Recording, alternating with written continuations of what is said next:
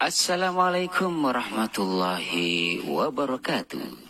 Selamat jumpa dengan Pak Agus Berbagi, bikin cerdas tiada batas.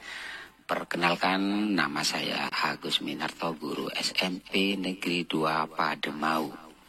Pada kesempatan ini saya akan memaparkan refleksi saya terkait pemikiran Ki Hajar Dewantara untuk membuat kita lebih memahami impian besar beliau, yakni membawa anak Indonesia mencapai kemerdekaan belajar.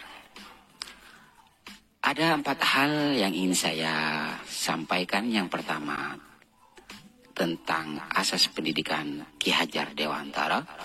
Kedua, dasar pendidikan yang menuntun. Ketiga, kodrat alam dan kodrat zaman. Dan yang keempat, tentang budi pekerti.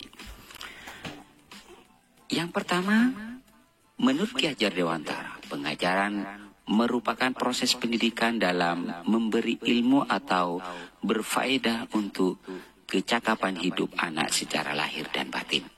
Sedangkan pendidikan memberi tuntunan terhadap segala kekuatan kodrat yang dimiliki anak agar ia mampu mencapai keselamatan dan kebahagiaan yang setinggi-tingginya, baik sebagai seorang manusia maupun sebagai anggota masyarakat.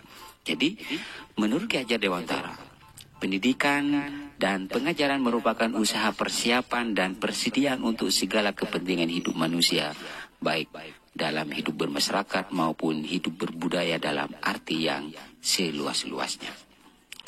Yang kedua, dasar pendidikan yang menuntun. Ki Hajar Dewantara menjelaskan bahwa tujuan pendidikan yaitu menuntun segala kodrat yang ada pada anak, agar mereka dapat mencapai keselamatan dan kebahagiaan yang setinggi-tingginya, baik sebagai manusia maupun sebagai anggota masyarakat. Oleh sebab itu, pendidik itu hanya dapat menuntun tumbuh atau hidupnya kekuatan kodrat yang ada pada anak, agar dapat memperbaiki lakunya, hidup dan tumbuhnya kekuatan kodrat anak. Nah, dalam proses menuntun, anak diberi kebebasan, namun pendidik sebagai pamung dalam memberi tuntunan dan arahan agar anak tidak kehilangan arah dan membahayakan dirinya. Seorang pamung dapat memberikan tuntunan agar anak dapat menemukan kemerdekaannya dalam belajar. Anak juga secara sadar memahami bahwa kemerdekaan dirinya juga mempengaruhi kemerdekaan anak lain. Oleh sebab itu, tuntunan seorang guru mampu mengelola dirinya untuk hidup bersama dengan orang lain. Yang ketiga, tentang kodrat alam dan kodrat zaman.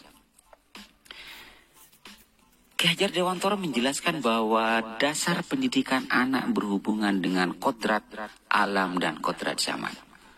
Kodrat alam berkaitan dengan sifat dan bentuk lingkungan di mana anak berada, sedangkan kodrat zaman berkaitan dengan isi dan irama. Bila melihat dari kodrat zaman, pendidikan saat ini menekankan pada kemampuan anak untuk memiliki keterampilan abad ke-21.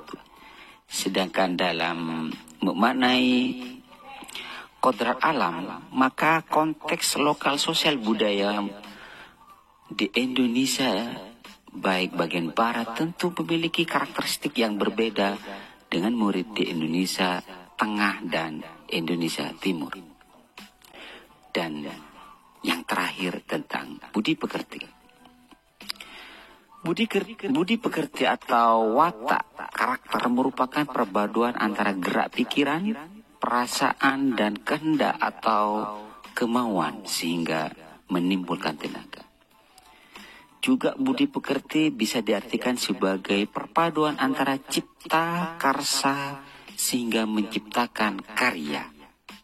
Nah, budi pekerti ini merupakan keselarasan atau keseimbangan hidup antara cipta, rasa, karsa, dan karya. Nah, keselarasan hidup anak dilatih melalui pemahaman kesadaran diri yang baik tentang kekuatan dirinya, kemudian dilatih mengelola diri agar mampu memiliki kesadaran sosial bahwa ia tidak hidup sendiri dalam relasi sosialnya. Sehingga ketika membuat sebuah keputusan yang bertanggung jawab dalam kemerdekaan dirinya dan kemerdekaan orang lain.